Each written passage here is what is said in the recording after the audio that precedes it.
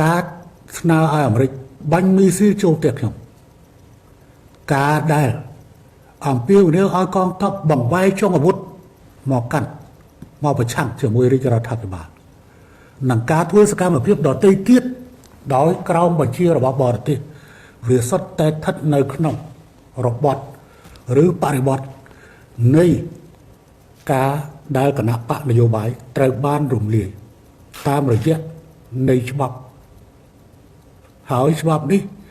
វាជាច្បាប់ដែលបន្តពីច្បាប់ពីមុនគ្រាន់តែបន្ថែមកថាកាន់ខ្លះ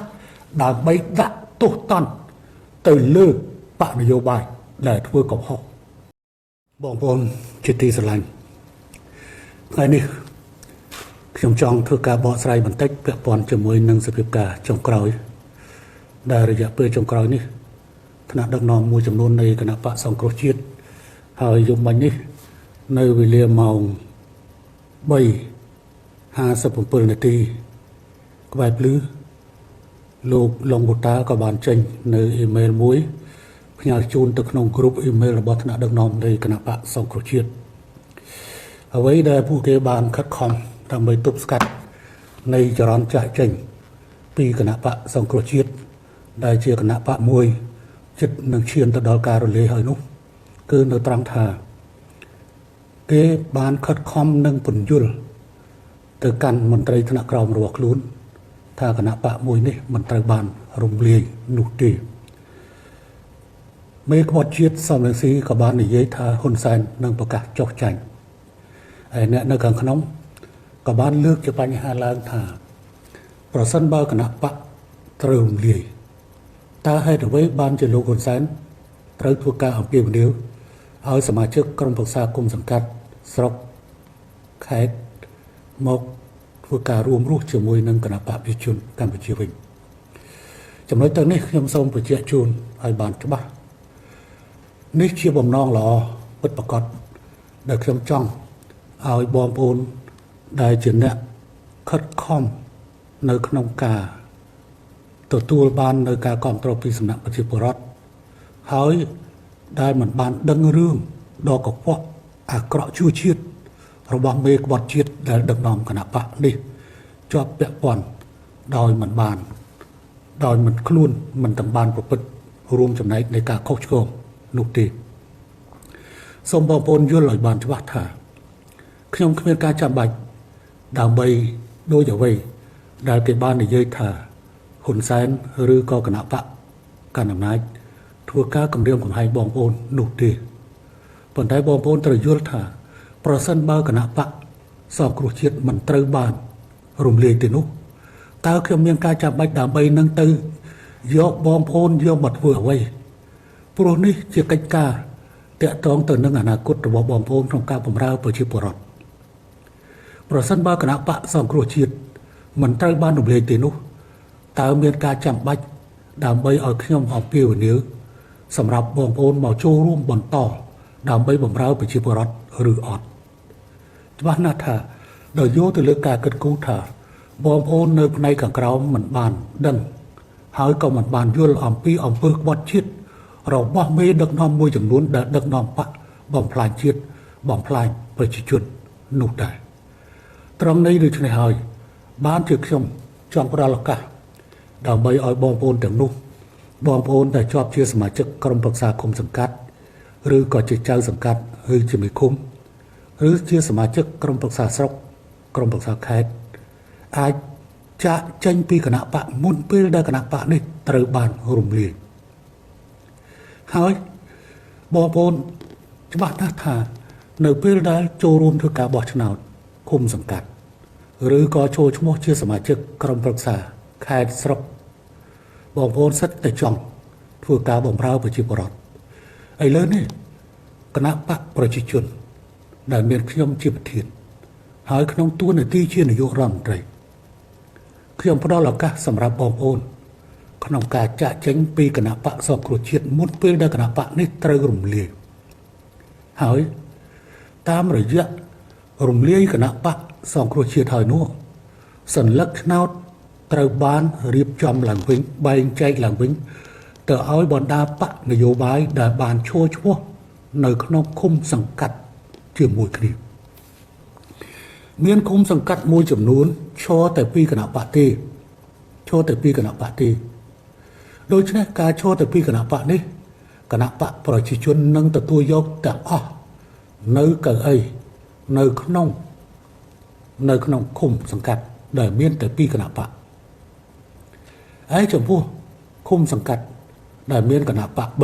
4ឬច្រើនជាងចូលឈ្មោះនឹងត្រូវទៅចែកទៅតាមលំដាប់នោះទាំងអស់ប៉ុន្តែយ៉ាងណាក៏ដោយទោះបីមួយបកពីរបកឈរជាមួយគ្នា3បកឈរជាមួយគ្នា4បកឈរជាមួយគ្នាគណៈបកប្រជាជននៅតែមានកៅអីច្រើនភាគច្រើនលើសលប់ដែលនឹងត្រូវទទួលបានដូច្នេះសភាពការបែបនេះនឹងផ្ដល់ឱកាសសម្រាប់ការរៀបចំបងប្អូនដែលចាក់ចេញពីគណៈបកសង្គ្រោះជាតិមកចូលរួមជាមួយនឹងគណៈបកប្រជាជនហើយនឹងរៀបចំបញ្ជីឡើងវិញអ្នកដែលជាមេឃុំឬចៅសង្កាត់ឬជាជំទប់ឬក៏ជាសមាជិកក្រុមប្រឹក្សាឃុំសង្កាត់នឹងត្រូវទទួលបាននៅអាសនៈឡើងវិញអង្គុយធ្វើជាមេឃុំឡើងវិញគ្រាន់តែមេឃុំនោះនៅក្នុងក្របខ័ណ្ឌនៃដែលចេញពីគណៈបកប្រជាជនមិនមែនជាចេញមកអំពីគណៈបកសង្គ្រោះជាតិដែលត្រូវរលាយនៅពេលដែលមានការកំណត់ការបរិច្ឆេទនៃការកាត់ដោយតុលាការកំពូលនៅថ្ងៃទី16វិច្ឆិកាដែលមកដល់ពេលនេះនៅត្រឹមតែ12ថ្ងៃប៉ុណ្ណោះនេះហើយជាចំណុចដែលខ្ញុំចង់ផ្ដល់ឱកាសសម្រាប់បងប្អូនប៉ុន្តែការទប់ស្កាត់ដោយមនុស្សមួយចំនួនគឺបានបង្ហាញថាគឺពួកគេគណៈបកប្រជាជនឬតុលាការកំពូលឬរាជរដ្ឋាភិបាលរបស់លោកហ៊ុនសែនមិនហ៊ានទេតែខ្ញុំសូមបញ្ជាក់ថាខ្ញុំមិនត្រួតត្រាទៅលើអំណាចតុលាការទេក៏ប៉ុន្តែក្រសួងមហាផ្ទៃគឺជាអ្នកណាក្រសួងមហាផ្ទៃគឺជាស្ថាប័នរបស់រាជរដ្ឋាភិបាលមិនមែនរដ្ឋមន្ត្រីមហាផ្ទៃប្តឹងទៅហើយនោះនាយករដ្ឋមន្ត្រីមិនបានដឹងទេខ្ញុំសូមបញ្ជាក់ជូនហើយយើងគឺខ្ញុំអាចនឹងបញ្ជាក់ជូនថែមយ៉ាងដូចនេះមិនមែនគ្រាន់តែរំលាយគណៈបកមួយជាប់ត្រឹមប៉ុណ្្នឹងទេប្រហែលជាមានមនុស្សជាង100នាក់នឹងត្រូវបានហាមឃាត់ពីសិទ្ធិធ្វើនយោបាយរយៈពេល5ឆ្នាំដល់ក្នុងនោះខ្ញុំគួរតែនិយាយប្រាប់ថាអ្វីដែលមេធាវីរបស់ក្រសួងមហាផ្ទៃបានធ្វើការគឺទាមទារឲ្យមានការកាត់សិទ្ធិនយោបាយចំពោះគណៈអចិន្ត្រៃយ៍និងគណៈនយោបាយដូច្នេះតំណាងរាស្ត្រស្ទើរតែទាំងអស់ស្ថិតនៅក្នុងជាសមាជិកគណៈនយោបាយនឹងត្រូវកាត់សិទ្ធិនយោបាយរយៈពេល5ឆ្នាំអញ្ចឹងស្ដាប់ចំណុចនេះឲ្យបានអ្នកតំណាងរាស្ត្រដែលបានអញ្ជើញមកគណៈបកប្រជាជនហើយទោះបីជាគណៈបកប្រជាជនប្រកាសរៀបចំខ្លួនថាមិនទទួលយកអាសនៈដែលគណៈបកសង្គ្រោះជាតិ55មេទេអញ្ចឹងគណៈបកហ៊ុនស៊ិនប៉ិចគណៈបកដទៃទៀតនឹងទទួលបានអាសនៈក៏ប៉ុន្តែតាមដឹងមកគឺគណៈបក2ដែលប្រកាសមិនទទួលយកអាសនៈបើសិនជាគណៈបក2នោះមិនទទួលអាសនៈមិនទទួលយកអាសនៈហើយបោះបង់ចោលអាសនៈពេលនោះគណៈបកប្រជាជននឹងទទួលយកអាសនៈដែលគណៈបកទាំងពីរនោះបោះបង់ចោលដូច្នេះកៅអីរបស់អ្នកតំណាងរាស្ត្ររបស់គណៈបកសង្គ្រោះជាតិដែលបានចូលមករួមរស់ជាមួយគណៈបកប្រជាជនអ្នកតំណាងរាស្ត្ររួមនោះអាចនឹងវិលត្រឡប់ចូលទៅធ្វើជាតំណាងរាស្ត្រនៃទទួលយកអាសនៈនោះប៉ុន្តែមិនមែនទៅក្នុងក្របខ័ណ្ឌជាគណៈបកជាសមាជិកគណៈនយោបាយជាសមាជិកគណៈបកសង្គ្រោះជាតិទៀតទេតែទៅជាសមាជិកនៃគណៈបកប្រជាជនអញ្ចឹងបញ្ហានេះគឺអ្នកដែលបានចូលមកមុនក៏ជាអ្នកដែលនឹងត្រូវបានហាមចាក់ចែងផុតពីការហាមឃាត់សិទ្ធិធ្វើនយោបាយរយៈពេល5ឆ្នាំហើយក៏អាចទទួលបាននៅកៅអីសភាជាបន្តទៀតសម្រាប់ការបន្តបម្រើប្រជាពលរដ្ឋបងប្អូននៅត្រូវចាំឲ្យច្បាស់ គណៈបកប្រជាជនឬខ្លួនខ្ញុំដែលធ្លាប់ពេញមួយជីវិតដើម្បីបម្រើប្រជាពលរដ្ឋហើយអនុវត្តនៅនយោបាយឈ្នះខ្ញុំក៏មិនចង់ឃើញអាដែលបងប្អូនមិនបានដឹងរឿងរាក់ជ្រៅរបស់មេដឹកនាំខាងលើដែលបច្ចុប្បន្ននេះកំពុងតែមានការបែកបាក់យ៉ាងធ្ងន់ធ្ងររហូតដល់ចោទគ្នាថាជាអ្នកក្បត់ដូចជាលោកម៉ៅមនីវ៉ាន់និងរហូតដល់លោកប៉ុលហតទៀតផងដែលគេចោទថាជាមនុស្សរបស់ហ៊ុនសែនហើយចង់ធ្វើបកប្រហារជាពិសេសនៅថ្ងៃស្អែកនេះគឺខ្ញុំបានដឹងថាគេហាមឃាត់មនុស្សមិនឲ្យមកប្រជុំនៅចាក់អង្រេទេ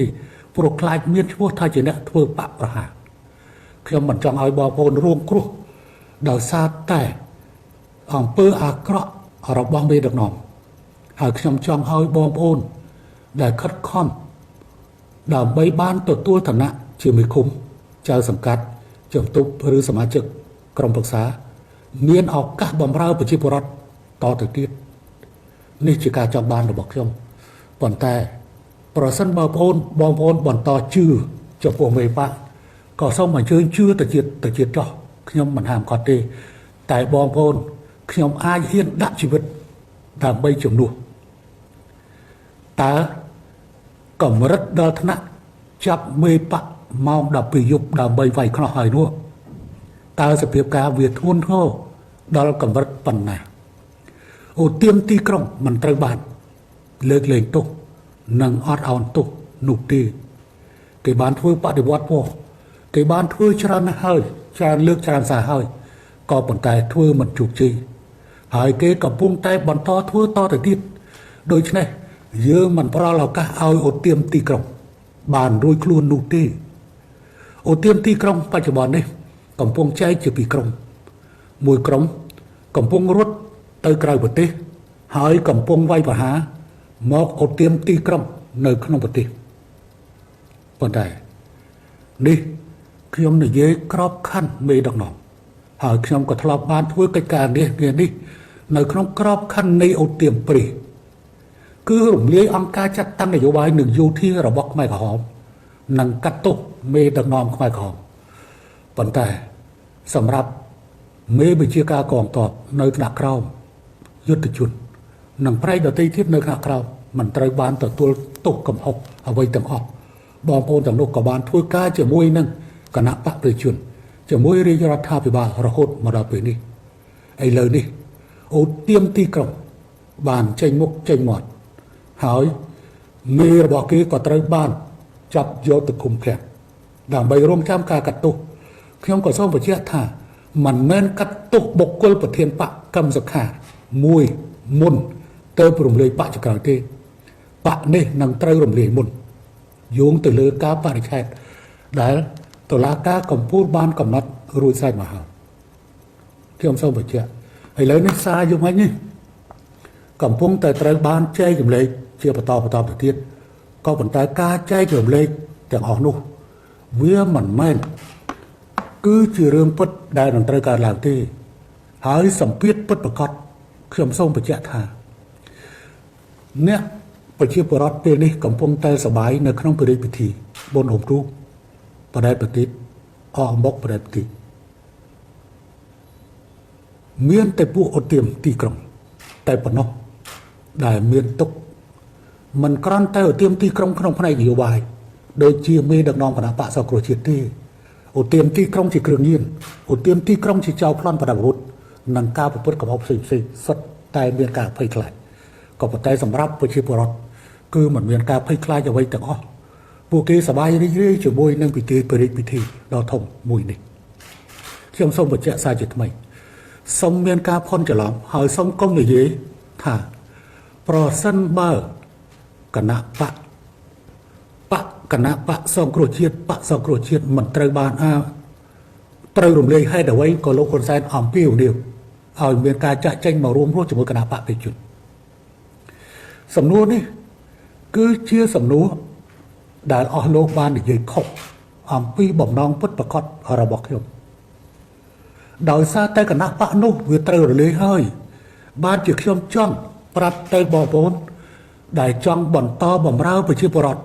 តទៅទៀតក្នុងក្របខ័ណ្ឌជាតិ ចៅសង្កាត់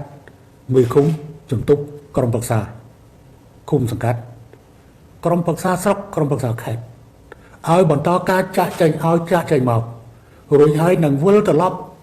ចូលទៅកាន់តំណែងវិញជាមួយនឹងការដាក់បញ្ចូល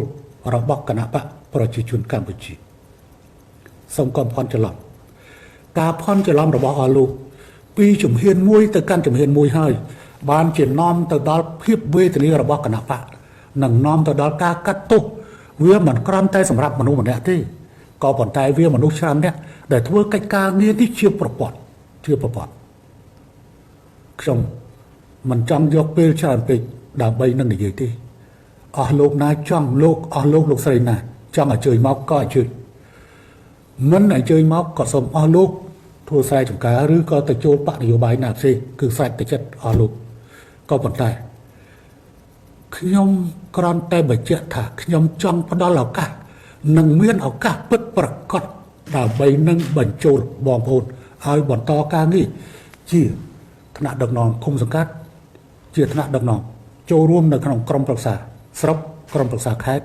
ឬអាចជាអ្នកតំណាងរាស្ត្រឬអាចជាសមាជិកព្រឹទ្ធសភាប៉ុន្តែសមាជិកព្រឹទ្ធសភានៃគណៈបកសមរម្យមិនត្រូវបានប៉ះពាល់ទេក៏ប៉ុន្តែយ៉ាងណាក៏ដោយខ្ញុំអាចនិយាយបានថាអស់លោកកំពុងតែដដើមសបកក្តាមទេទៅលើបញ្ហាការរៀបចំបញ្ជីនៃបេក្ខជនព្រឹទ្ធសភាអស់លោកតោះគ្នាដោយសារការរៀបចំបញ្ជីនៃសមាជិកព្រឹទ្ធសភាអស់លោកចង់ចោទថាម៉ៅវិន័យវ៉ាន់ក្បត់អស់លោកចង់ចោទលោកកឹមសុខាថាមិនគោរពកុងសង្ស៊ីសដែលបានព្រមព្រៀងគ្នាតែទាមទារឲ្យមានកុងសង្ស៊ីសប៉ុន្តែខ្ញុំគួរតែនិយាយថានោះគ្រាន់តែជាសម្បកក្រាមទេអស់លោកគ្មានសិទ្ធិនឹងចូលរួមការបោះឆ្នោតសម្រាប់គណៈបកសង្គ្រោះជាតិទៀតទេព្រោះវាគ្មានគណៈបកសង្គ្រោះជាតិតទៅទៀតដែរដូច្នេះដំបូលជ្រកសម្រាប់បន្តបម្រើការងារតទៅមុខទៀតរបស់ក្រុមប្រឹក្សាឃុំសង្កាត់របស់សមាជិកក្រុមប្រឹក្សាខេត្តក្រុមប្រឹក្សាស្រុករហូតដល់អ្នកតំណាងរាស្ត្រនិងរហូតទៅដល់សមាជិកព្រឹទ្ធសភាអាចមាននៅក្នុងគណៈបកប្រជាជនតែប៉ុណ្ណោះនេះប្រសិនបើបងប្អូនចង់បន្តបម្រើប្រជាពលរដ្ឋហើយតែនេះក៏ជាបំណងប្រាថ្នារបស់បងប្អូនជាមួយនឹងការចង់ធ្វើកំណែតម្រង់នៅឯមូលដ្ឋាននៅតាមស្ថាប័នរដ្ឋនេះឱកាសរបស់បងប្អូនមានត្រឹមថ្ងៃទី16តែប៉ុណ្ណោះពិតហើយខ្ញុំក៏នឹងផ្ដល់ឱកាសបន្ថែមដែរក៏ប៉ុន្តែពេលនោះគឺមិនមែនគឺទូលាយដូចពេលនេះទេទៅបងប្អូនតច្រោះបាទបងប្អូនចេញមិនមែនជាជំរឿសដល់ល្អទេយើងនឹងផ្ដល់ឱកាសសម្រាប់បងប្អូនទាំងឡាយដែលធ្វើការចាក់ចេញមកមុនហើយនោះគឺជាឱកាសល្អហើយបើមិនដូច្នោះទេត្រូវរងចាំ5ឆ្នាំទៀតហើយតើនឹងឈរនៅបកណាមិនមែនគណៈបកសង្គ្រោះជាតិអាចរស់ឡើងវិញទេសាលក្រមតុលាការកំពូលគឺជាសាលក្រមបិទផ្លូវតវ៉ាហើយសូមបញ្ជាក់ក្នុងឋានៈជានាយករដ្ឋមន្ត្រីមិនមែនមិនដឹងថាក្រសួងមហាផ្ទៃត្រូវធ្វើការប្តឹងហើយនាយករដ្ឋមន្ត្រីមិនបានដឹងនោះទេយើងក៏បានដឹងរួចមកហើយដែរអំពីការដែលមេធាវីទាមទារឲ្យមានការកាត់សិទ្ធិនយោបាយសម្រាប់គណៈអចិន្ត្រៃយ៍ប្រមាណជិត30រូបនិងគណៈនាយកប្រមាណជា90រូបសរុបទៅប្រហែលជា112នាក់នេះត្រូវចាំឲ្យច្បាស់អ្នកដែលចេញសារនៅតាមនេះក៏ជាអ្នកដែលមានឈ្មោះនៅក្នុងបញ្ជីនៃការកាត់សិទ្ធិនយោបាយហើយរឿងនេះវាមិនមែនតែរឿងនៅក្នុងប្រទេសកម្ពុជាទេប្រទេសច្រើនណាស់ដែលគេធ្វើព្រោះនេះជាបញ្ហាជាប្រព័ន្ធរបស់វាសូមបញ្ជាក់ការស្នើឲ្យអាមេរិកបាញ់មីស៊ីលចូលផ្ទះខ្ញុំការដែលអំពាវនាវឲ្យកងទ័ពបង្វែរចុងអាវុធមកកាន់មកប្រឆាំងជាមួយរាជរដ្ឋាភិបាល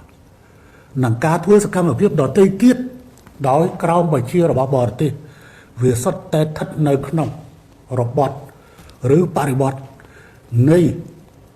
ការដែលគណៈបកនយោបាយត្រូវបានរំលាយតាមរយៈនៃច្បាប់ហើយច្បាប់នេះ